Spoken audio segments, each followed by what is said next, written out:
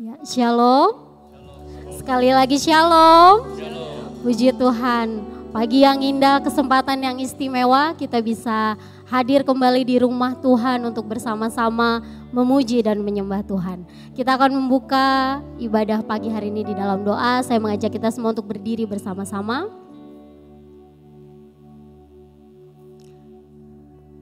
Mari kita berdoa. Pertolongan pada kita dalam ibadah minggu yang kudus ini ialah datang dari Allah, pencipta langit dan bumi. Ia setia memelihara ciptaannya dan tidak pernah meninggalkan perbuatan tangannya dari selama-lamanya sampai selama-lamanya. Ya Tuhan Allah kami mengucap syukur untuk kebaikan Tuhan, kasih Tuhan dalam hidup kami. Jika sekarang kami ada di tempat ini semua karena anugerah-Mu Tuhan. Ya Tuhan, pagi hari ini kami mau datang di hadapan hadirat-Mu untuk membawa pujian kami, membawa hati kami sebagai persembahan yang berkenan di hadapan-Mu Tuhan. Kami berdoa kiranya Engkau berkenan hadir dalam ibadah kami, menjamah kehidupan kami satu persatu. Kami mau bertemu dengan Engkau Tuhan secara pribadi. Kami berdoa Tuhan pagi hari ini menyerahkan semua anak-anak-Mu yang terlibat dalam pelayanan pagi hari ini. Kami berdoa biarlah pelayanan kami ini menjadi persembahan yang harum di hadapan-Mu Tuhan. Kami juga berdoa untuk kebenaran firman Tuhan yang akan kami dengarkan nanti. Biarlah Roh Kudus-Mu menolong setiap kami untuk membuka hati kami sehingga kami mengerti apa yang Tuhan ingin kami lakukan dalam hidup kami setiap hari. Kami berdoa Tuhan menyerahkan ibadah kami dari awal sampai akhirnya nanti ke dalam tangan kuasa-Mu. Dalam nama Tuhan Yesus kami berdoa. Amin. Amin. Puji Tuhan. Shalom Bapak Ibu Saudara sekalian. Shalom. Selamat pagi, selamat berkumpul di dalam ibadah pada pagi hari ini. Kalau kita boleh ada di tempat ini semua karena anugerah Tuhan. Amin. Oleh karena itu, mari pergunakan waktu yang ada, yang spesial, yang khusus pada pagi ini untuk kita meninggikan Dia. Bersyukur kepada Tuhan karena Tuhan begitu baik buat kita sekalian. Amin.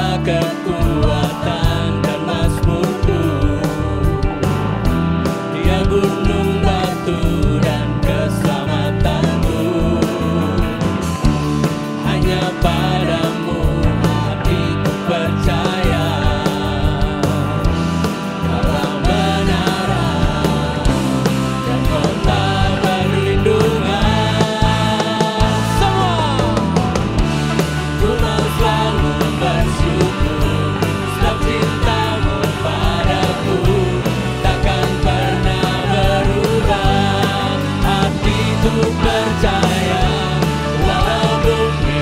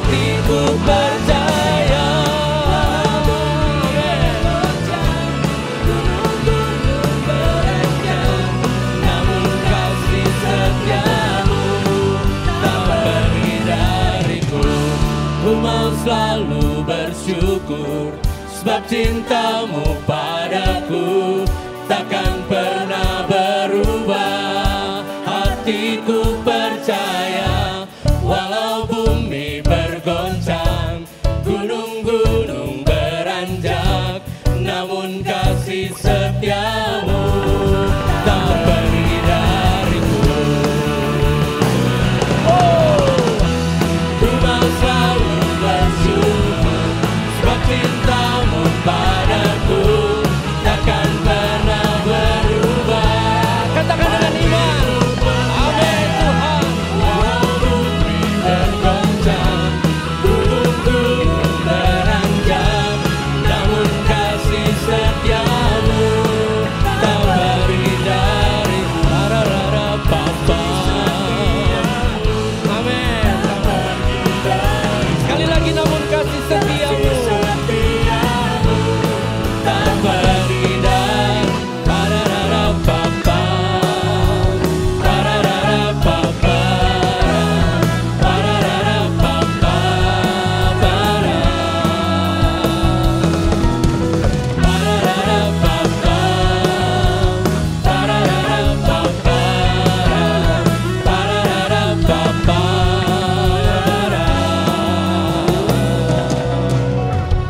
Amin. Dia tidak pernah meninggalkan kehidupan kita. Janjinya selalu ada dan selalu nyata bagi kita sekalian. Amin. Mari kita ketemu Tuhan pada pagi hari ini, karena semakin kita dekat dengan Tuhan, semakin nyata janjinya bagi kita sekalian. Oleh karena itu, arahkan setiap pujian kita, setiap tepuk tangan kita, setiap hati kita saat ini hanya kepada Tuhan. Karena hanya janjinya, hanya di dalam janjinya Dia nyata dalam kehidupan kita sekalian. Amin.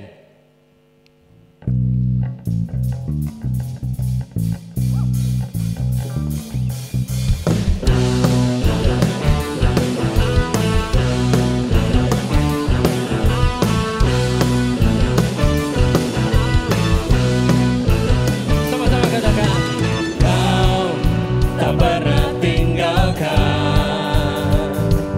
beserta setiap langkahku.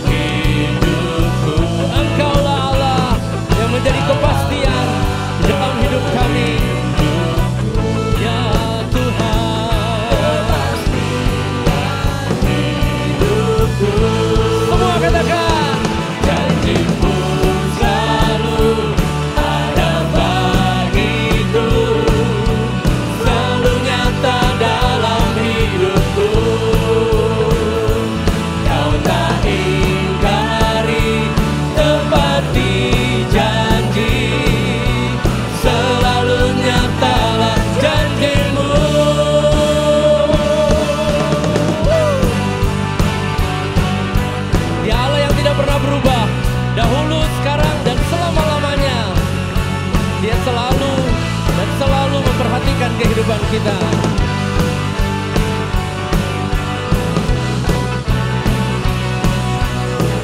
Mari sama-sama kita katakan, janji-Mu selalu ada bagi kami semua. Janji-Mu selalu ada bagiku, selalu nyata dalam hidupku. Amin. Kau tak ingkari, tepati janji, selalu nyatalah janji-Mu. Oh, janji-Mu selalu ada bagiku, selalu nyata dalam hidupku. Kau tak ingkari, tepati janji, selalu nyatalah janji-Mu.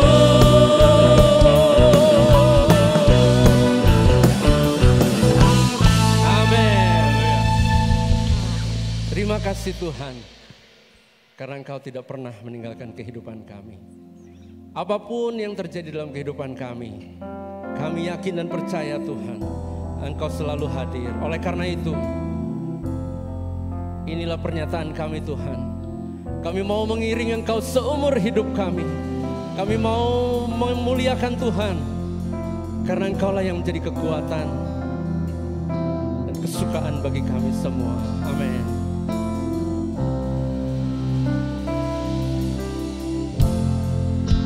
Kekuatan di jiwaku,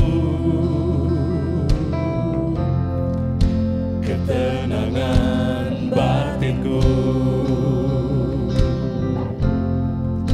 ada dalam hadirat-Mu, ku menyembah-Mu.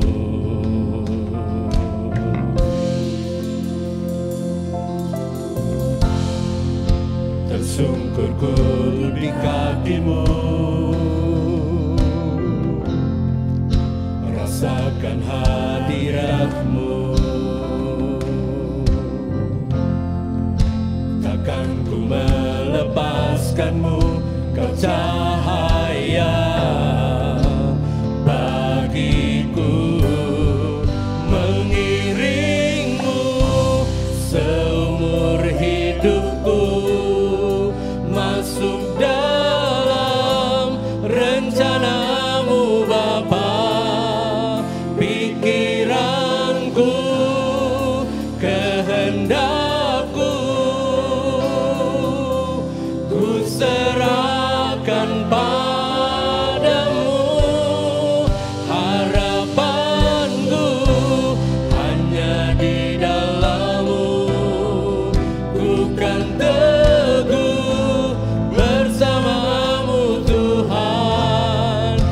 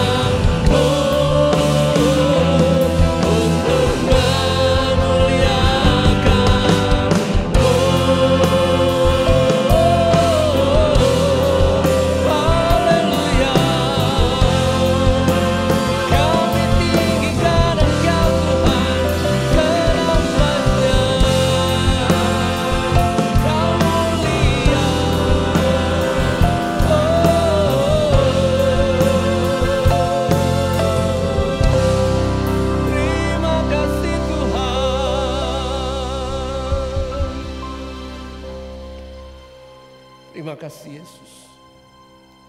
Kebaikan-Mu tiada terkira. Tuhan sudah berikan yang terbaik buat kami Tuhan. Inilah hidup kami. Inilah pernyataan kami. Roh Kudus bawa hidup kami terus semakin dekat kepadamu ya Tuhan. Pimpin kami Tuhan. Ajar kami. Terima kasih Bapa, terima kasih. Segala puji, hormat, kemuliaan hanya bagi Engkau Yesus. Karena Engkau yang patut dan layak menerimanya. Terima kasih Bapa. Terpujilah namamu dahulu, sekarang, dan sampai selama-lamanya. Di dalam nama Tuhan Yesus kami bersyukur dan berterima kasih. Haleluya. Amin. Silakan duduk. Saudara, pada pertemuan Pastor Corner bulan Desember, kita akan mendiskusikan mengenai keterampilan dalam membangun hubungan yang bermakna dengan pasangan, keluarga, teman, dan komunitas, serta pentingnya menjaga dan memperdalam hubungan tersebut. Mari hadiri Pastor Corner yang akan diadakan hari Kamis 7 Desember 2023 pukul 7 malam via Zoom Meeting. Tuhan Yesus memberkati.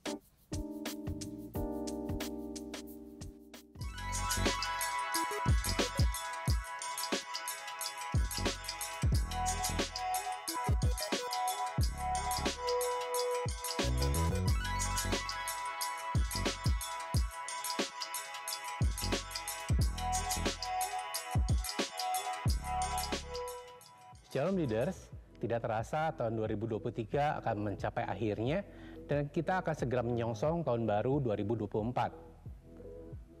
Tentunya, tahun baru 2024 ini harus kita songsong dengan optimis dan bersemangat untuk setiap rencana dan rancangan baik yang akan kita lakukan untuk melayani jemaat di Gereja Rehoboth Jemaat Bandung.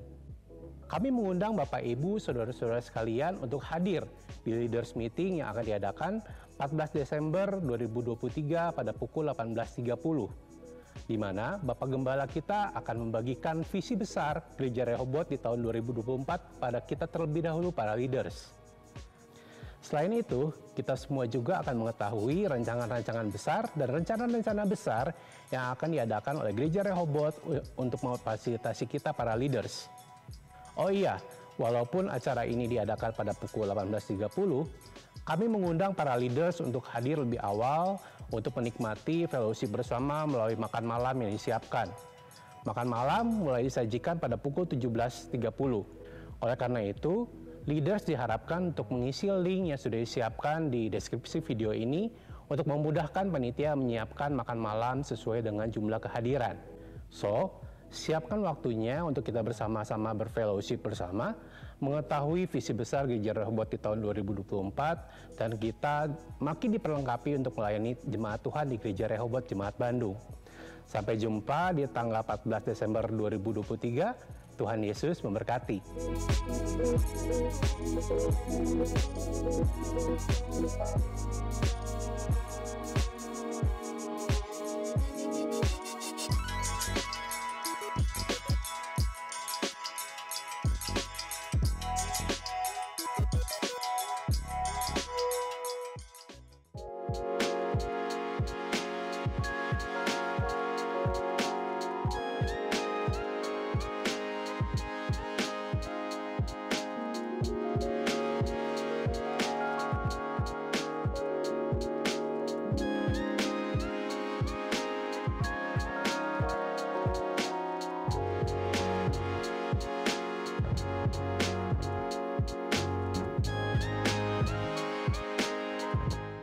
Shalom Saudara, mengundang Anda untuk mengikuti kebaktian Natal Lansia hari Rabu tanggal 6 Desember 2023 pukul 3 sore bertempat di basement Gereja Rehoboth dengan tema Jadikanlah Hidup sebagai Kado Natal untuk Tuhan dan pembicara PDM Yeskiel.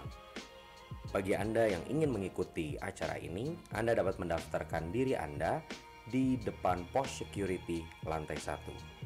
Tuhan Yesus memberkati.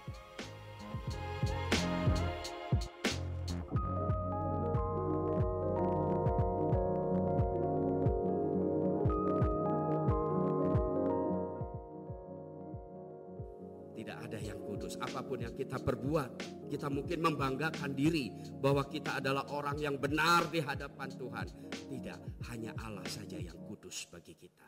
Dalam hidup kita ada banyak pekerjaan, ada banyak kegiatan yang kita kerjakan sehari-hari. Dan Allah bisa memakai segala pekerjaan kita itu untuk menggenapi rencana Tuhan, big plan-nya Tuhan buat kita dan buat orang lain.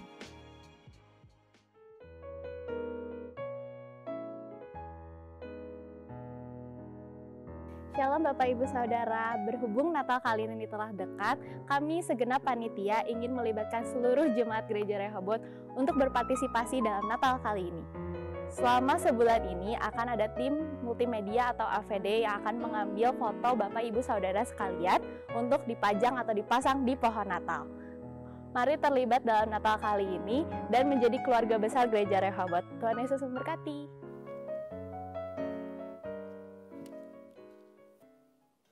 Ya, shalom.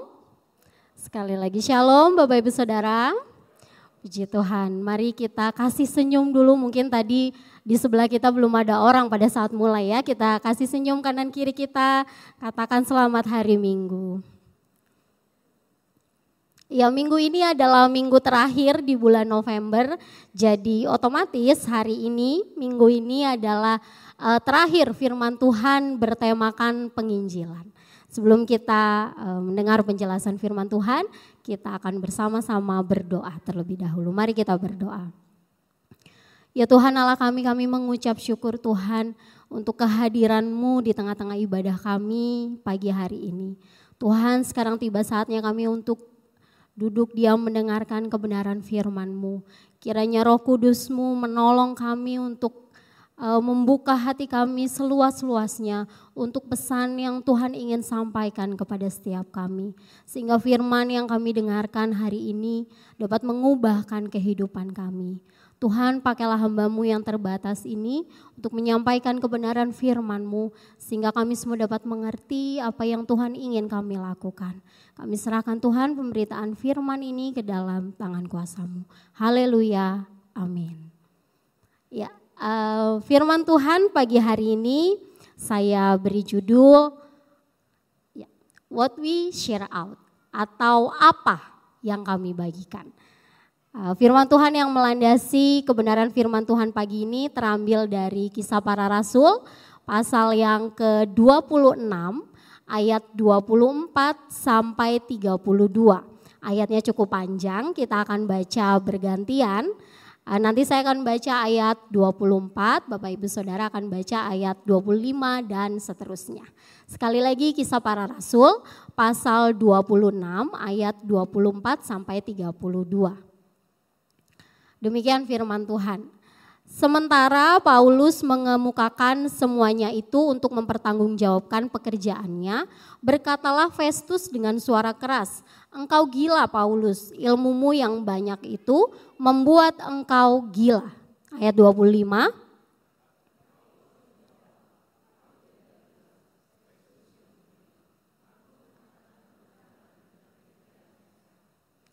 Raja juga tahu tentang segala perkara ini, sebab itu aku berani berbicara terus terang kepadanya. Aku yakin bahwa tidak ada sesuatu pun dari semuanya ini yang belum didengarnya, karena perkara ini tidak terjadi di tempat yang terpencil. 27.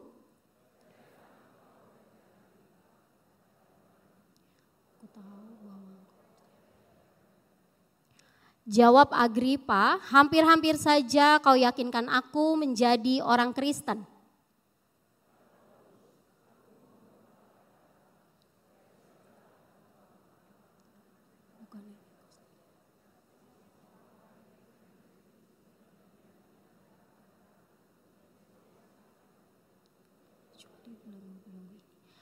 Lalu bangkitlah raja dan wali negeri serta Bernike dan semua orang yang duduk bersama-sama dengan mereka.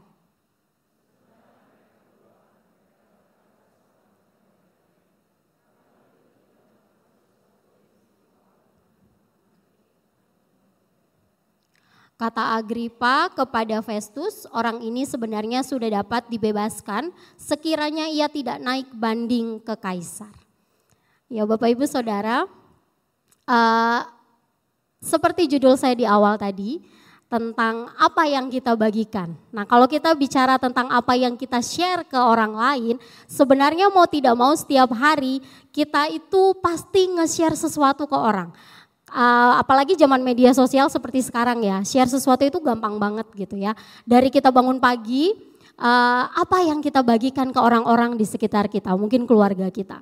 Mungkin ada dari kita yang senyum waktu pagi, yang bilang, pagi mama, pagi papa dan lain sebagainya begitu ya. Atau pada saat kita bekerja, kita ketemu dengan teman-teman di kantor, teman-teman di kerjaan, lalu apa yang kita sharingkan kepada mereka. Sebagai orang percaya seharusnya ini kita pertanyakan setiap hari ya. Sebagai orang percaya apa sih yang harusnya saya sharekan kepada orang lain.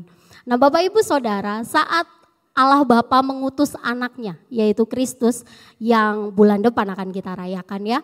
Saat Kristus datang ke dunia, dia juga membagikan sesuatu. Tujuannya datang ke dunia adalah untuk membagikan sesuatu atau mengabarkan sesuatu. Apa yang dibagikan, apa yang dikabarkan. Yang dikabarkan adalah keselamatan itu disediakan untuk semua orang di dalam Kristus. Itu yang akan dibagikan. Nah, keselamatan ini adalah bentuk kasih Allah kepada semua orang yang memberi respon dan kemudian percaya. Nah kemudian saat Yesus naik ke surga, saat dia naik ke surga, dia meneruskan atau dia mengutus murid-muridnya untuk menyatakan, men-sharekan atau mengabarkan kabar keselamatan tersebut kepada semua orang. Tugas itu diterima oleh para rasul atau murid-murid Tuhan. Nah kemudian tugas itu diteruskan kepada gereja pada saat itu, orang-orang percaya sampai kepada kita sekarang. Bapak Ibu Saudara, saat ini gereja terkadang mulai bingung, seringkali gereja bingung dengan tujuannya, atau mungkin bisa kita bilang dalam tanda kutip, mungkin kehilangan arah. Ya, tujuannya bukan lagi mengabarkan Injil keselamatan, tidak lagi fokus ke situ, atau tidak lagi fokus menginjil begitu ya. Tapi kalau kita lihat gereja sebelah, wah kayaknya musiknya canggih ya, wah kayaknya bagus tuh, kita juga harus punya yang begitu. Atau gereja di seberang sana acaranya heboh banget, kita juga harus bikin yang lebih heboh lagi. Bapak Ibu Saudara, lama-kelamaan jika terus seperti ini maka gereja akan kehilangan tujuannya atau tujuan gereja menjadi kabur. Memang tidak salah kalau kita mencoba memberikan yang terbaik dalam pelayanan kita. Kasih musik yang terbaik, kasih pujian yang terbaik, kasih audio yang terbaik, itu tidak salah. Memang sudah seharusnya kita harus memberikan yang terbaik untuk Tuhan. Tapi yang salah adalah ketika tujuan gereja bergeser. Tujuan utama gereja adalah membagikan kabar keselamatan kepada orang yang belum percaya. Membagikan kabar keselamatan itu bukan tugas rasul-rasul saja, bukan tugas misionaris saja, badan misi saja, atau hamba Tuhan saja. Tapi membagikan kabar keselamatan itu adalah tugas orang-orang percaya yang sudah diselamatkan di dalam Kristus. Amin. Itulah kenapa Gereja Rehoboth selama 1 bulan ini kita berusaha untuk membangun kesadaran jemaat bahwa membagikan kabar keselamatan atau yang kita kenal dengan menginjil itu adalah tugas kita bersama. Nah, melalui perikop yang kita baca tadi di awal, hari ini kita akan belajar 3 prinsip penginjilan dari Paulus, dari teladan Paulus. Kita akan mulai yang pertama, prinsip yang pertama adalah menggunakan setiap kesempatan. Nah Bapak Ibu, kalau kita baca keseluruhan pasal 26 dari ayat pertama sampai 23, itu berisi tentang pembelaan Paulus atau nota pembelaan Paulus di depan Raja Agripa. Kita tahu bersama bahwa saat itu Rasul Paulus ditangkap oleh orang-orang Yahudi karena dia memberitakan Injil. Nah, di pasal 26 ini merupakan momen di mana Paulus dihadapkan di depan Raja Agripa. Orang yang berada di depan pengadilan secara otomatis tentu menganggap momen ini sebagai momen istimewa. Momen kesempatan, mungkin bisa jadi ini kesempatan terakhir untuk menyelamatkan dirinya gitu ya, untuk membela dirinya di depan raja. Bisa-bisa ini mungkin kesempatan terakhir dia untuk bebas dari hukuman. Tapi yang mengherankan adalah kalau kita baca pasal 26 dari ayat pertama itu, di situ Paulus bukan hanya menggunakan kesempatan itu untuk membela diri saja, tetapi dia menggunakan kesempatan itu justru untuk memberitakan Injil kepada Raja Agripa. Tentu ini hal yang mengherankan. Di pasal 26 ini saya hanya kutip satu ayat, yaitu ayat ketiga.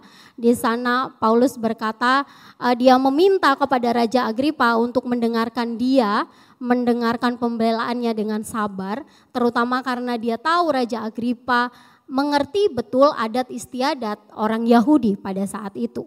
Nah, kalau kita baca di sini Paulus menceritakan rekam jejaknya, kehidupannya yang tentu semua orang sudah tahu. Dari masa muda, Paulus adalah orang yang sangat taat kepada adat istiadat Yahudi, mazhab-mazhab Yahudi. Waktu itu Paulus bahkan orang yang sangat fanatik, sampai-sampai dia menganiaya orang yang percaya kepada Kristus. Tapi suatu hari Paulus menjelaskan bahwa dia berubah secara radikal. Dia bertobat karena bertemu dengan Kristus. Dia dipanggil secara khusus oleh Allah untuk menjadi saksi tentang terang kebenaran ilahi yang dia lihat pada saat itu. Nah, Paulus menceritakan bahwa dia diutus oleh Allah untuk membagikan kabar keselamatan. Kemudian Paulus juga menjelaskan di ayat-ayat kira-kira 12 itu ya, perikop yang kedua, Paulus juga menjelaskan bahwa pemberitaan tentang Kristus itu sebenarnya bukan sesuatu yang baru, terutama bagi orang Yahudi gitu ya. Karena Kristus itu adalah Mesias yang dinubuatkan oleh para nabi dan orang Yahudi tahu betul akan hal itu. Dan Kristus yang mati, disalib dan bangkit itu adalah Mesias. Nah, pertanyaannya kenapa Paulus menggunakan momen itu untuk menceritakan panjang lebar tentang Kristus? Paulus tahu Agripa pasti mengerti betul adat istiadat Yahudi. Paulus tahu Agripa itu orang Yahudi.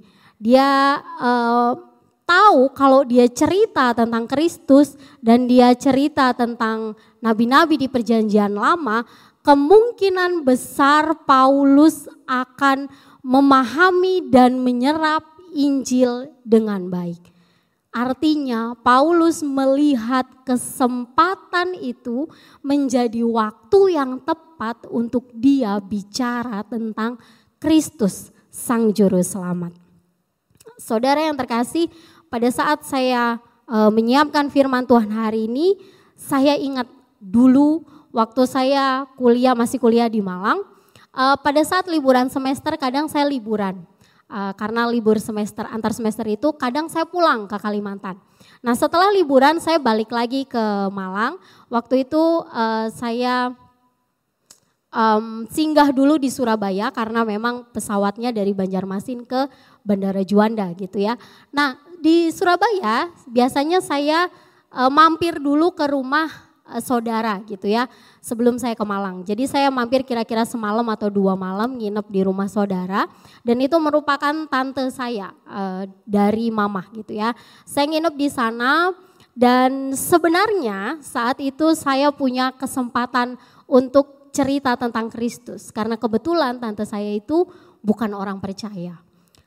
Tapi sayangnya adalah saya tidak menggunakan kesempatan itu. Alasannya ya takut ya, alasannya waduh kalau saya diusir malam-malam nih kira-kira saya kemana ya gitu ya.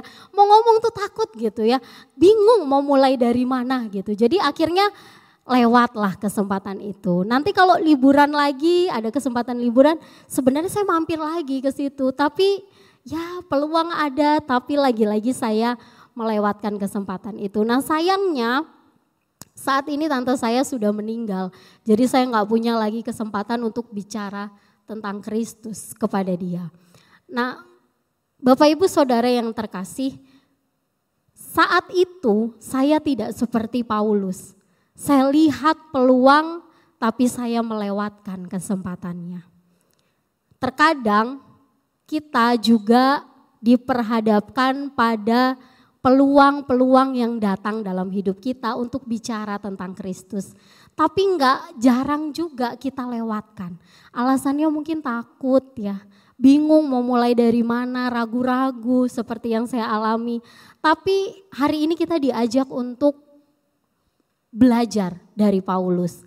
Kalau peluang itu datang, peluang untuk bicara tentang Kristus itu datang, mari ambil kesempatan itu. Seperti Paulus yang melihat peluang dia bisa bicara kepada Agripa, dia bicara tentang Kristus. Kita juga diajak untuk melakukan hal yang sama. Mari kita lihat peluang-peluang yang ada dalam kehidupan kita sehari-hari. Mungkin itu orang yang kita kenal, yang kita bisa bicara tentang Kristus, ambil kesempatannya untuk bicara tentang Kristus. Prinsip yang kedua yang akan kita pelajari hari ini dari Paulus, prinsip penginjilan yang kedua adalah fokus pada pemberitaan Injil. Nah di ayat 24 ayat 24 ini adalah momen di mana setelah Paulus menjelaskan panjang lebar bagaimana hidupnya, bagaimana pertobatannya, dia dipanggil menjadi pemberita Injil. Lalu di ayat 24 ternyata Paulus mendapatkan respon yang tidak terduga dari Festus. Festus itu adalah wali negeri yang waktu itu mengusulkan supaya Paulus ini dihadapkan ke depan Raja Agripa. Apa responnya? Responnya adalah Festus mengatakan, engkau gila Paulus, ilmumu yang banyak itu membuat engkau gila. Sebenarnya yang dikatakan Festus ini adalah sebuah perendahan ya. Dia bilang, ya kamu pinter ya, tapi kepintaranmu kok bikin kamu jadi gini gitu ya, jadi gila gitu ya. Pikirannya sepertinya aneh ya, bisa dibilang seperti itu. Nah, apa yang mau kita garis bawahi di poin ini? Yang akan kita garis bawahi adalah bagaimana respon Paulus dengan perendahan dari Festus. Kita lihat di ayat selanjutnya, ayat 25 dan 26. Jawaban Paulus di sini menunjukkan bahwa dia tidak fokus dengan perendahan itu. Apa yang disampaikan Paulus, dia katakan aku mengatakan kebenaran. Artinya apa yang Paulus sampaikan itu bukan rekayasa. Itu bisa dibuktikan karena saksi mata juga ada. Ada rasul-rasul, ada orang yang mengikut Kristus, pastinya ada beberapa orang yang masih hidup waktu itu. Dan kemudian apa yang Paulus katakan panjang lebar itu juga berdasarkan nubuat para nabi yang orang Yahudi tahu betul tentang hal itu. Kemudian di ayat 26 kalau kita baca terus ke bawah, Paulus melanjutkan kalimatnya, tujuannya adalah bukan untuk menanggapi perendahannya Festus, tapi tujuannya adalah dia ingin menjaga berita Injil yang dia sampaikan di awal tadi. Oh ya. Nah, karena kalau sampai Festus, ucapan Festus itu mempengaruhi Agripa yang pada saat itu mendengar apa yang Paulus katakan dan menganggap Paulus itu menyampaikan dengan pikiran yang tidak waras, maka berita Injil yang dia sampaikan itu bisa dianggap salah. Jadi argumen Paulus waktu itu menanggapi Festus itu dia bilang kalau dia mau menjaga berita Injil yang dia sampaikan. Nah kemudian Paulus juga menegaskan kalau raja juga tahu tentang Kristus. Raja Agripa juga tahu tentang Kristus karena memang Kristus itu tidak hidup di daerah terpencil. Atau pemberitaan tentang Kristus waktu itu tidak terjadi di tempat yang orang tidak tahu. tapi itu terjadi di kota yang merupakan pusat keagamaan orang Yahudi pada saat itu. Jadi semua orang pasti tahu, dan setelah Kristus naik ke surga, rasul-rasul memberitakan Injil itu juga tidak dilakukan dengan rahasia atau diam-diam. Mereka memberitakan Injil di kota-kota utama pada saat itu, seperti Antioquia, Kaisarea misalnya, Filipi, Efesus, dan itu adalah kota-kota sentral pada saat itu. Jadi Paulus mau bilang bahwa berita Injil yang saya sampaikan ini benar, ini bisa dibuktikan secara historis dan juga secara iman. Nah, Bapak Ibu Saudara, pada saat kita memberitakan Injil, tentu saja terkadang respon yang kita terima itu tidak selalu enak. Seperti yang Paulus alami. Waktu kita memberitakan Injil, waktu kita cerita tentang Kristus kepada orang lain, tidak jarang mungkin kita direndahkan orang. Tapi kita diajak untuk belajar dari Paulus. Kita belajar jangan fokus kepada diri kita sendiri, tapi fokus pada Injil yang kita beritakan.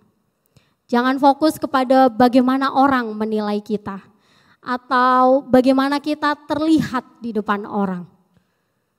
Memang betul orang harus melihat kita sebagai orang yang benar, orang yang berkata benar, orang yang jujur, orang yang melakukan kehendak Allah. Tapi pada saat kita memberitakan Injil, yang harus kita pastikan, bagian kita adalah memastikan bahwa Injil yang kita beritakan, kesaksian kita tentang Kristus itu benar dan sudah sampai kepada orang yang kita tuju. Jika mungkin kita dapat respon yang kurang enak, responnya mungkin mengecewakan, jangan fokus pada diri kita, tapi tetap fokus pada Injil yang kita beritakan. Hal yang ketiga, prinsip ketiga yang akan kita pelajari dari Paulus selanjutnya adalah memohon anugerah Allah. Di ayat 29, di sana setelah usaha pemberitaan Injil yang Paulus lakukan dan respon yang dia terima, maka di akhir dia menyerahkan semuanya ke dalam tangan anugerah Allah. Paulus berdoa untuk Raja Agripa, buat semua orang yang waktu itu hadir di persidangan saat itu. Paulus berdoa supaya cepat atau lambat mereka akan menjadi seperti Paulus. Artinya mereka membuka hati untuk percaya kepada Kristus. Di ayat ini memang dijelaskan bahwa Agripa itu menyatakan bahwa dia hampir-hampir diyakinkan untuk jadi orang percaya. Nah, Bapak Ibu Saudara, keselamatan itu bukan hanya bicara tentang anugerah Allah. Memang betul Allah menganugerahkan keselamatan untuk semua orang. Tapi keselamatan itu adalah hasil kombinasi dari anugerah Allah dan uluran tangan manusia. Artinya orang yang menerima keselamatan adalah orang yang membuka hatinya menerima keselamatan itu. Bapak Ibu Saudara, bagian kita adalah mengusahakan, berusaha mengkondisikan untuk orang di sekitar kita menerima Injil. Baik itu melalui teladan kita, baik itu melalui perbuatan baik kita, dan yang paling penting adalah dengan menceritakan bahwa Kristus adalah jalan keselamatan. Kemudian apa yang harus kita lakukan selanjutnya? Seperti yang Paulus lakukan, kita harus menyerahkannya dalam anugerah Allah. Doa kita adalah Roh Kudus membantu orang tersebut untuk membuka hati bagi Kristus. Bapak Ibu Saudara, sekitar tahun 2004 itu kayaknya saya SMP waktu itu, ada seorang penginjil ya waktu itu. Dia masih cukup muda waktu itu, dia menginjil di Kalimantan waktu itu. Nah, pada saat itu dia ditempatkan di satu desa yang jaraknya lumayan jauh dari rumah kami, itu sekitar 1,5 jam atau 2 jam begitu ya. Nah, kalau di Kalimantan itu jangan bayangkan jalanannya seperti di sini ya Bapak Ibu. Kalau di sini tuh lama karena macet gitu ya, tapi kalau di sana jalannya lurus dan kosong gitu. Jadi pasti 1,5 jam itu jauh sekali gitu. Nah, tahun itu 2004 itu tidak semaju sekarang. Jadi masyarakat asli Dayak di desa tempat penginjil ini datang, itu masih memegang adat istiadat dengan sangat kuat gitu ya. Nah kemudian, oh ya sebelumnya saya cerita ini dan saya sudah izin ya dengan orangnya. Nanti siapa tahu nonton atau dengar khotbah ini. Jadi penginjil ini waktu itu memulai pelayanan di desa tersebut. Nah di sana belum ada gereja sama sekali. Cuman ada beberapa orang percaya yang persekutuan gitu ya. Nah setiap hari penginjil ini berusaha untuk PDKT ya, pendekatan dengan warga lokal gitu ya. Supaya apa? Supaya berita Injil yang dia sampaikan itu diterima gitu ya, kenalan, ngobrol dan lain sebagainya. Nah suatu sore, suatu hari orang tua saya tuh ditelepon. Yang nelpon ternyata penginjil ini ya bilang, wah om, panggilnya om gitu ya. Om, aduh tolong dulu saya katanya, saya lagi di rumahnya kepala adat. Nah jadi Bapak Ibu kalau di Kalimantan itu setiap desa itu punya kepala adatnya masing-masing karena mereka masih punya aturan-aturan adat gitu ya. Wah kaget ya dengar kabar ini, aduh kenapa gitu ya, ada apa? Lalu kemudian beberapa hamba Tuhan datang ke sana dan ternyata apa yang terjadi, dia ditahan di rumahnya kepala adat penginjil ini ya. Ternyata suatu hari, jadi itu kejadiannya sore gitu ya. Setiap sore penginjil ini datang ke rumah-rumah warga lokal karena mereka dari pagi sampai sore itu kan di ladang gitu ya. Jadi sore baru ada di rumah. Nah dikunjungi nih warga lokal, dikunjungin satu-satu, mau cerita tentang Kristus gitu, mau cerita tentang Injil. Nah rupanya waktu dia datang ke satu rumah, yang punya rumah ini lagi di ladang. Nah yang di rumah itu adalah anak gadisnya. Nah dia mikirnya, oh bentar lagi kayaknya pulang nih orang tuanya, jadi saya tunggu aja lah di sini sambil cerita tentang Kristus kebetulan ya. Wah dia asik cerita, dia cerita-cerita, rupanya lewat jam kunjungan. Jadi ada satu hukum adat yang mengatakan bahwa dia nggak boleh berkunjung ke rumah seorang gadis dan melewati jam tertentu gitu. Nah rupanya dia lewat jam itu, akhirnya ditahan. Nah singkat cerita pada akhirnya dia harus bayar denda adat. Nah denda adatnya itu bukan uang ya, tapi babi gitu ya. Babi itu bukan 1 kilo 2 kilo, 1 ekor 2 ekor. Wah bayangkan pada saat itu mahal ya. Jadi wah gimana ini, akhirnya minta waktu dan lain sebagainya. Ya pada akhirnya bisa ditebus. Bisa dilunasi maksudnya denda adatnya dan akhirnya dia bisa bebas. Saat ini beliau yang saya ceritakan ini masih melayani Tuhan di pelayanan misi. Terakhir saya dengar dia ada di Kirgistan, itu adalah negara di Asia Tenggara ya. Ada di perbatasan Kazakhstan dan Tiongkok. Nah di situ sama, dia juga melayaninya sebagai penginjil. Nah lucunya Bapak Ibu Saudara, berpuluh-puluh tahun kemudian saat saya sudah di Bandung, saya baru tahu ternyata om yang dulu ditahan di rumah kepala adat itu adalah temannya Pak Novi. Dan itu adalah adik tingkatnya Pak Novi. Dulu ternyata waktu Pak Novi kuliah di kampusnya diumumkan, teman-teman mohon bantuan doa, ada teman kita yang sedang mengalami hal yang buruk. Dia ditahan di rumah kepala adat. Wah ini jadi cerita lucu gitu. Kalau sekarang juga kalau kita masih ingat-ingat, aduh lucu banget. Dan saya herannya ternyata gak jauh-jauh juga ya. Ternyata itu temannya Pak Novi, adik tingkatnya lebih tepatnya. Nah Bapak Ibu Saudara, mungkin ini cerita lucu kalau sekarang kita dengar. Tapi intinya adalah melalui kisah perjalanan Paulus, kehidupan Paulus dalam dia memberitakan Injil dan juga orang-orang seperti yang tadi saya ceritakan, orang-orang yang menyerahkan hidupnya untuk menginjil, kita mendapat satu teladan iman. Bahwa penginjilan itu adalah tugas kita sebagai orang percaya. Bukan cuma orang-orang tertentu, misionaris tertentu, tidak. Tapi kita orang yang Tuhan sudah selamatkan, itu tugas kita. Tugas kita adalah menginjil. Menginjil itu bukan cuma berbuat baik. Menginjil itu bukan cuma lewat teladan kita. Iya betul, teladan kita juga penting, perbuatan baik kita juga penting. Tapi yang lebih penting dari itu adalah menceritakan Kristus sebagai Tuhan dan Juru Selamat. Karena itu jalan satu-satunya supaya mereka mendapatkan keselamatan.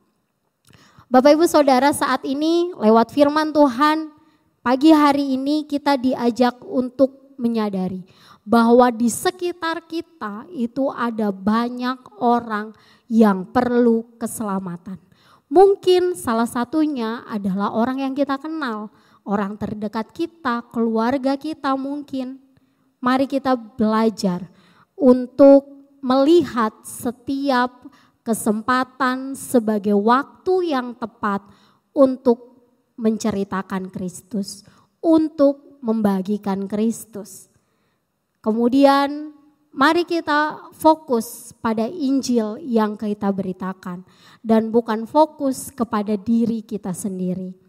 Terakhir, mari kita berdoa, meminta anugerah Allah supaya orang tersebut dapat membuka hati untuk menerima Kristus. Mungkin ada di antara kita di tempat ini yang sudah berusaha memberitakan Injil, tapi kok hasilnya gak kelihatan. Tidak apa-apa Bapak Ibu, bagian kita adalah terus mengusahakan hal tersebut, terus memberitakan Injil sampai suatu saat Roh Kudus akan membantu orang tersebut untuk membuka hati bagi Kristus. Demikian firman Tuhan kita pagi hari ini. Mari kita berdoa. Mungkin ada di antara kita yang memiliki orang terdekat atau orang-orang di sekitar kita yang belum menerima Kristus. Mari kita ingat orangnya dan kita mau berdoa buat orang tersebut. Kita mau berdoa supaya Kristus menolong dia. Roh Kudus menolong dia untuk membuka hati bagi Kristus. Mari kita berdoa.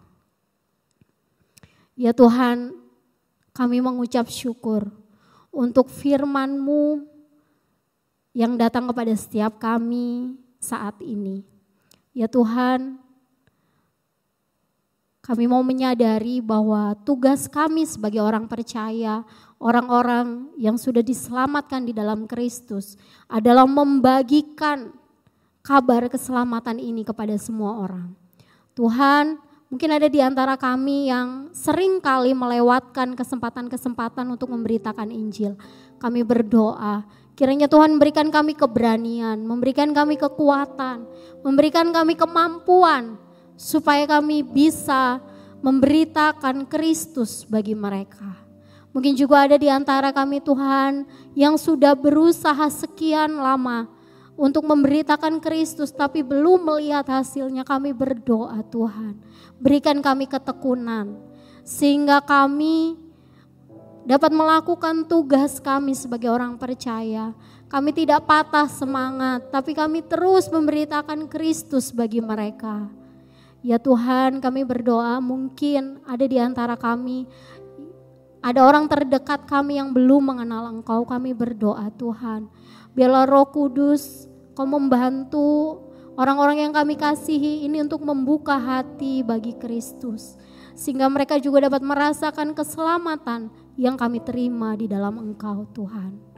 Ya Tuhan, kiranya Engkau memakai kami semua yang hadir di rumah-Mu pagi hari ini. Supaya kami menjadi teladan yang baik. Supaya apa yang kami lakukan itu menjadi kesaksian bagi Engkau Tuhan. Hidup kami bukan untuk kami sendiri, tapi untuk semua orang di sekitar kami. Dan semua orang bisa melihat Kristus hidup dalam diri kami. Kami serahkan Tuhan seluruh hidup kami ke dalam tangan kuasa-Mu. Haleluya. Amin.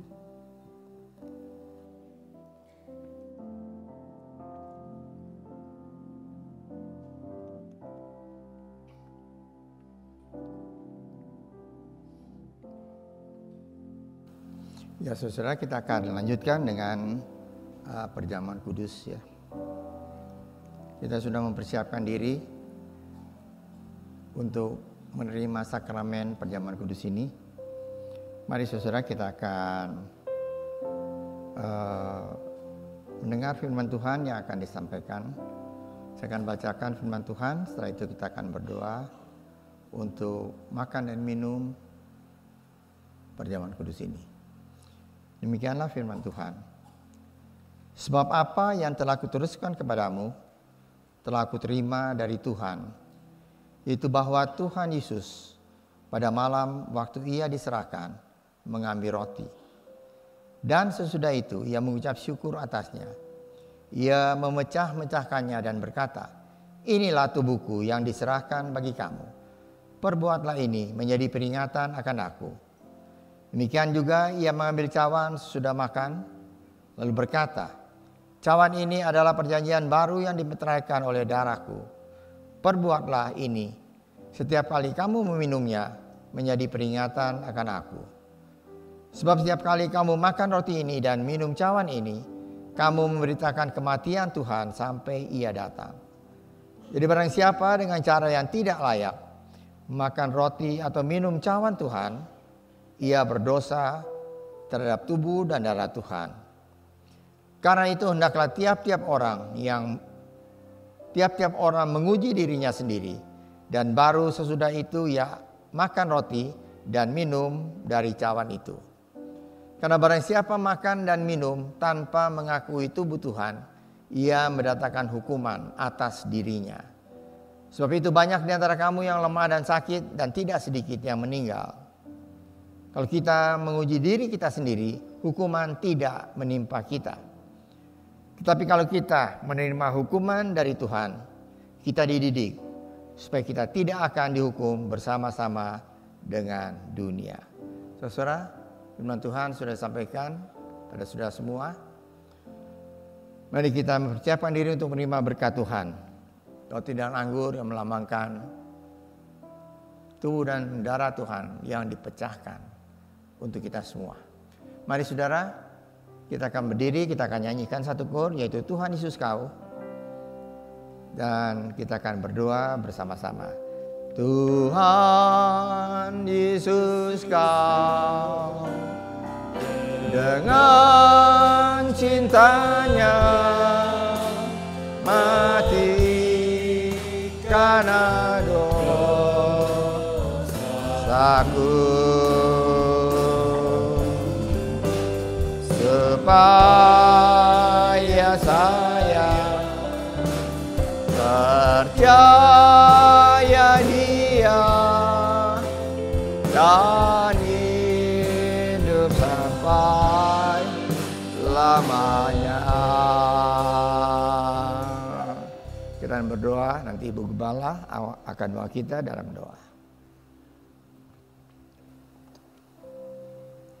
Bapa kami yang di surga, kami mengucap syukur Tuhan kalau siang hari ini Tuhan mengundang kami untuk datang di rumah Tuhan, untuk mendengar firman Tuhan, untuk memuji nama-Mu, terutama juga untuk bersekutu di dalam perjamuan suci pada siang hari ini. Sebelum kami makan dan minum roti dan anggur sebagai lambang pengorbanan Tuhan Yesus di atas kayu salib, kami mau mengaku segala dosa kami, karena firman Tuhan berkata, pada waktu kami mengaku segala dosa kami, maka Engkau adalah Allah yang setia dan adil, yang mengampuni segala dosa kami dan menyucikan kami dari segala kejahatan. Terima kasih Tuhan, karena itu sebelum kami makan dan minum perjamuan, sekali lagi kami mohon Tuhan, Engkau mengampuni segala dosa kami, Engkau menyucikan hidup kami dari segala kesalahan dan dosa, supaya kami boleh dilayakkan untuk menerima perjamuan suci pada pagi hari ini. Terima kasih Bapa, hanya di dalam nama Tuhan Yesus Kristus kami sudah berdoa dan mengucap syukur. Amin. Amin. Mari saudara, kita angkat roti yang ada di tangan kanan saudara. Lebih tinggi dari hidup saudara, roti adalah lambang dari tubuh Tuhan Yesus yang dipecah-pecahkan untuk kita. Tubuh Tuhan Yesus hancur di kayu salib. Ia menderita, dicemeti, dipukul, diludahi. Semuanya diterima karena Dia amat mengasihi saudara dan saya. Yesus yang tidak mengenal dosa telah dibuatnya menjadi dosa karena kita. supaya di dalam Tuhan Yesus kita dibenarkan oleh Allah, kita diselamatkan dan memperoleh hidup yang kekal. Dan oleh bilur-bilurnya segala penyakit kita telah disembuhkan. Dan ketika mereka sedang makan, Yesus mengambil roti, mengucap berkat atasnya, memecah-mecahkannya, lalu memberikannya kepada murid-muridnya dan berkata, "Ambillah, makanlah, inilah tubuhku yang diserahkan bagi kamu. Perbuatlah ini menjadi peringatan akan daku." Bukankah roti yang kita pecah-pecahkan adalah persekutuan dengan tubuh Kristus? Marilah kita makan bersama-sama dalam nama Tuhan Yesus Kristus. Amin.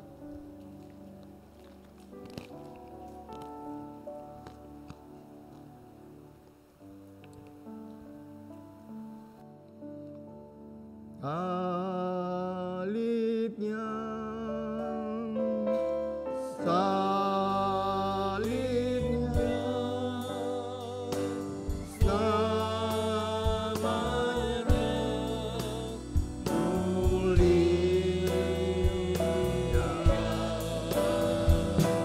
Dosaku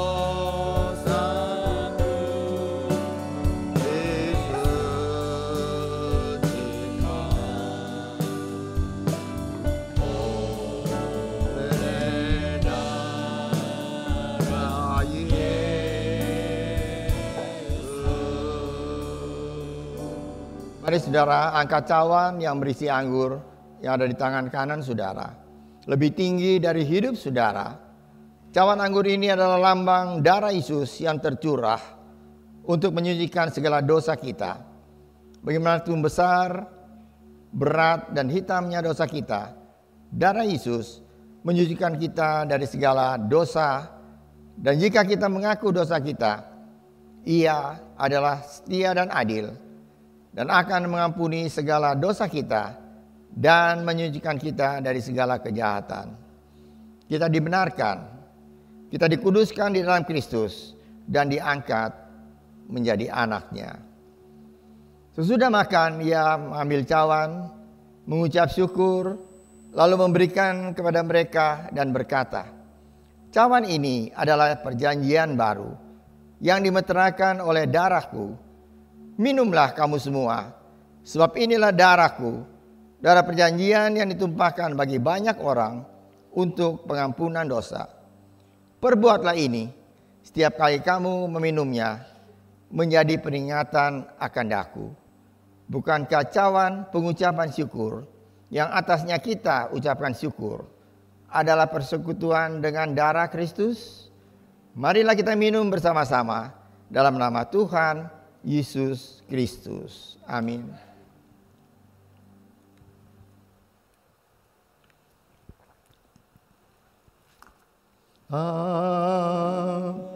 Salibnya, salibnya, selamanya mulia.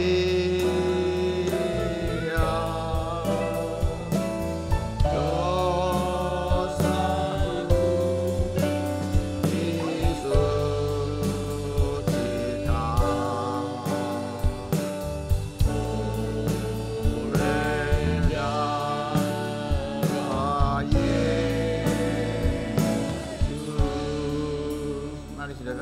kita berdoa bersama-sama. Kita mengucap syukur untuk kasih karunia Tuhan yang sudah dilimpahkan pada kita semua. Mari kita berdoa. Bapa kami dalam surga, terima kasih Tuhan untuk berkat Tuhan. Makasih Tuhan untuk kasih karunia Tuhan yang Kau sudah limpahkan pada kami semua. Siapakah kami Tuhan? Kami adalah orang berdosa yang seharusnya dihukum dalam penghukuman yang kekal. Tapi Engkau begitu mengasihi kami semua. Kami boleh ditebus dengan darah Tuhan. Dan kami boleh mendapat keselamatan dan hidup yang kekal di dalam Tuhan. Terima kasih Tuhan untuk berkat Tuhan. Roti dan anggur sudah kami makan dan minum. Sekarang sudah bersatu di dalam tubuh kami. Dan kami percaya, kalau ada yang datang dengan sakit, penyakit, dia akan pulang dengan satu kesembuhan dari Tuhan. Kalau datang dengan tubuh yang lemah, pulang sudah dikuatkan oleh Tuhan. Kalau datang dengan banyak persoalan, pulang dengan persoalan sudah diangkat dan Tuhan memberikan kelegaan dalam hati kita masing-masing. Terima kasih Bapa. Kami ucap syukur untuk segala sesuatu yang Tuhan sudah lakukan bagi kami semua. Percaya Tuhan sudah mendengar doa kami, ucapan syukur kami ini yang kami naikkan dalam nama Tuhan Yesus Kristus yang menjadi juru selamat kami yang hidup. Amin. Silakan duduk saudara.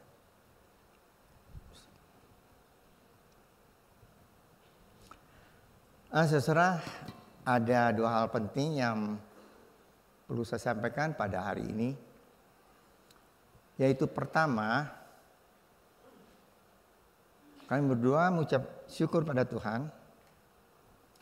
Karena Tuhan sudah memimpin, memberkati dalam pernikahan kami selama 50 tahun lamanya. Tepat kemarin tanggal 25. Usia pernikahan kami berdua pada 50 tahun. Wow, 50 tahun saudara.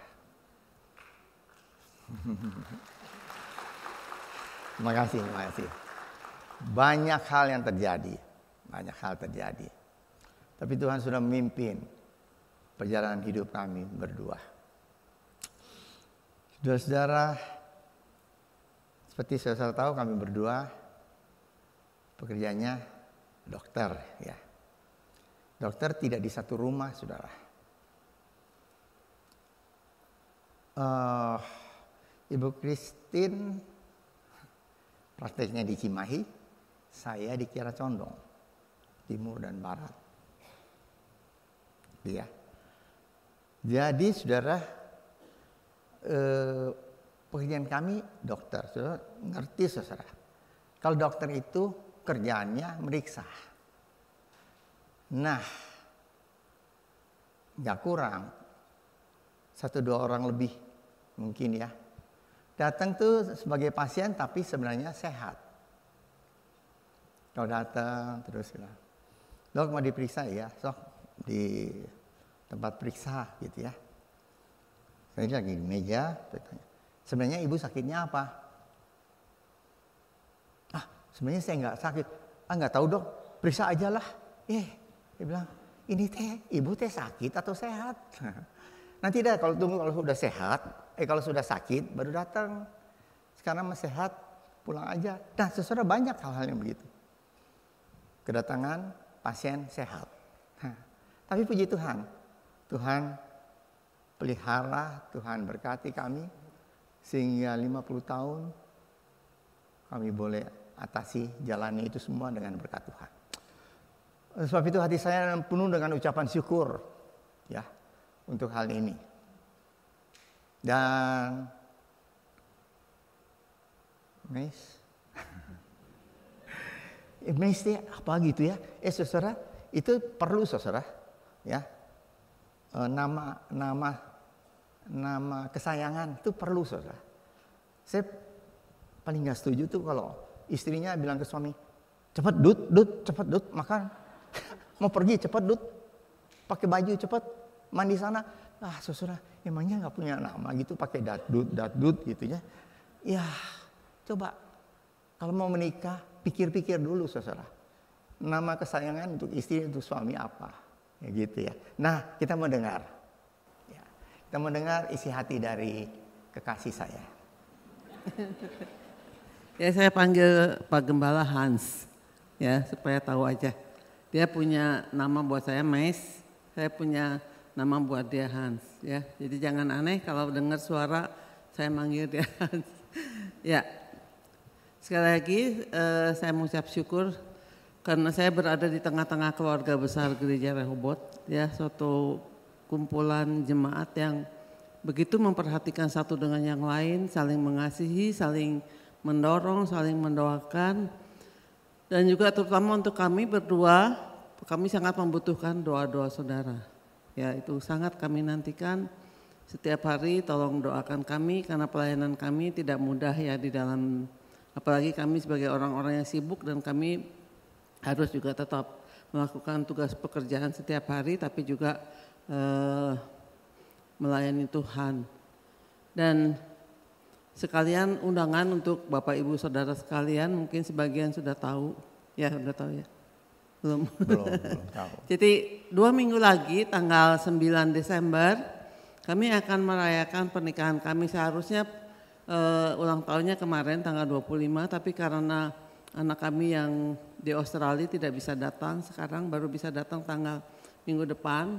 Jadi kami menunggu dia datang sekeluarga, sehingga kami akan merayakan bersama-sama dengan jemaat seluruhnya diundang.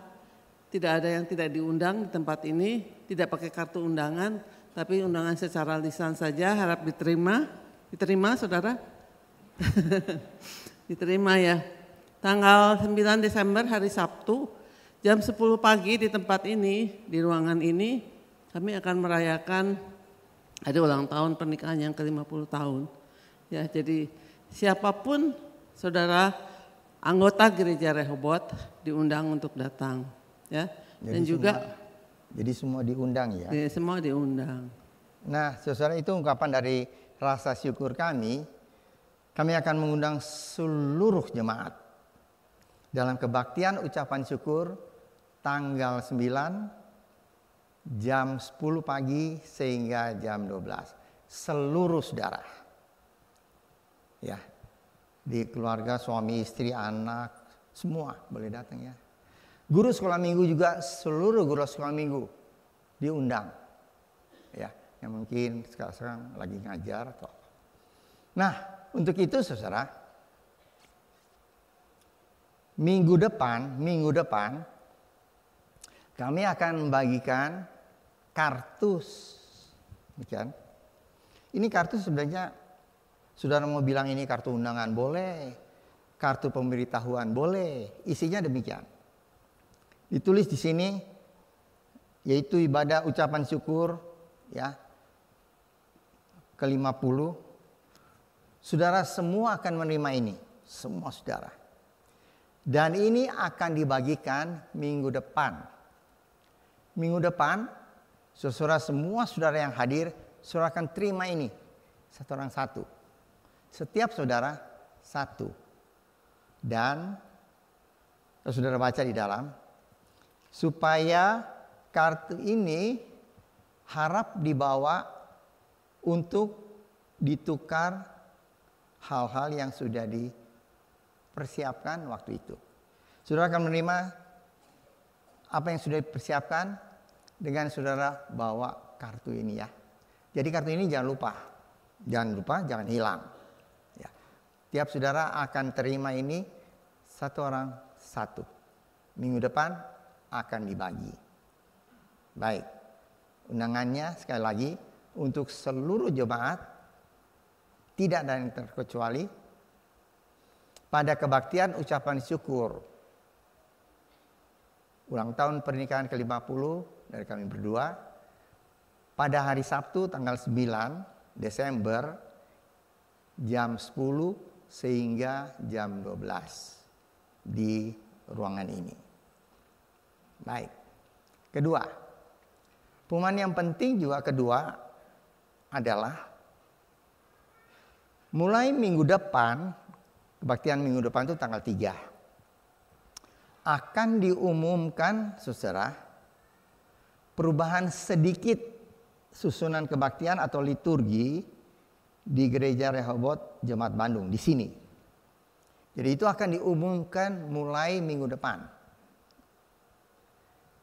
Ya, ada perubahan sedikit di dalam susunan acara atau liturgi. Oleh sebab itu perlu sekali sudah datang untuk saudara mendengar dan saudara bisa jelas apa itu.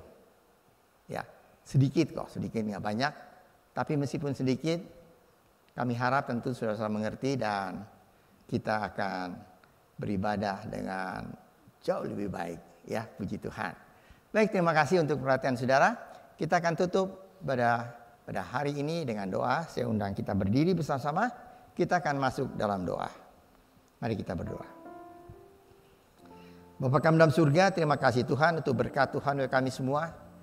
Makasih Tuhan Engkau sudah mendengar, Engkau sudah memimpin seluruh ibadah kami dari awal yang selesai dengan berkat Tuhan.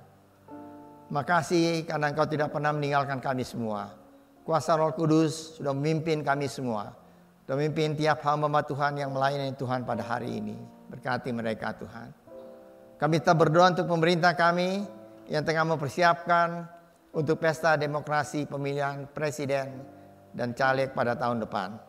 Engkau silakan tolong supaya semuanya boleh terselenggara dengan aman.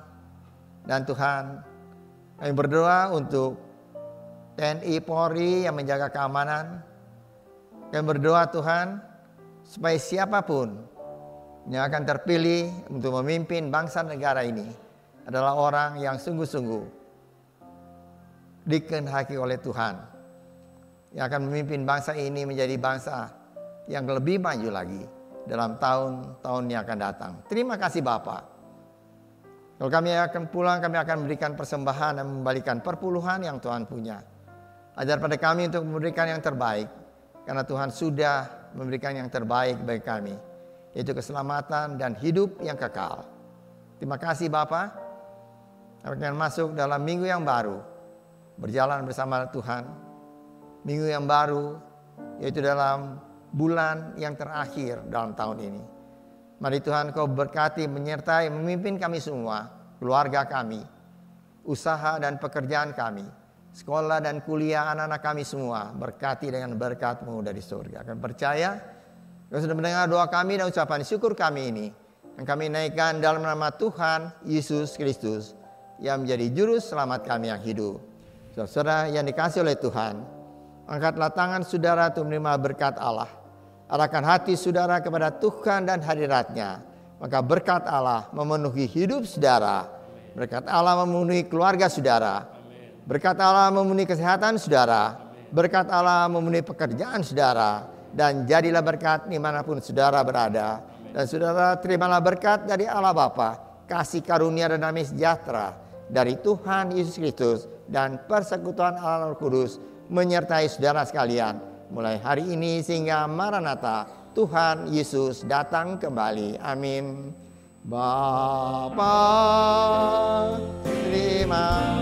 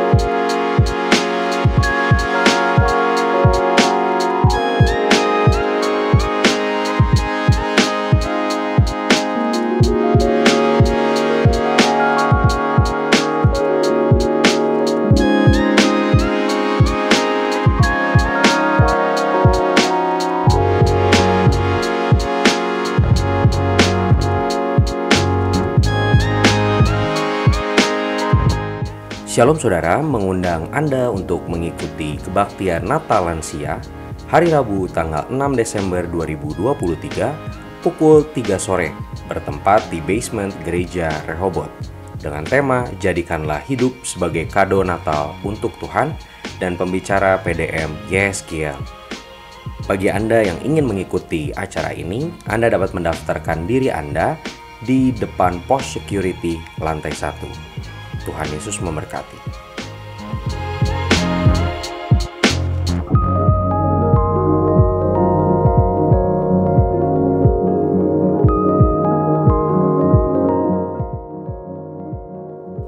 Tidak ada yang kudus. Apapun yang kita perbuat, kita mungkin membanggakan diri bahwa kita adalah orang yang benar di hadapan Tuhan. Tidak, hanya Allah saja yang kudus bagi kita. Dalam hidup kita ada banyak pekerjaan, ada banyak kegiatan yang kita kerjakan sehari-hari. Dan Allah bisa memakai segala pekerjaan kita itu untuk menggenapi rencana Tuhan, big plan-nya Tuhan buat kita dan buat orang lain.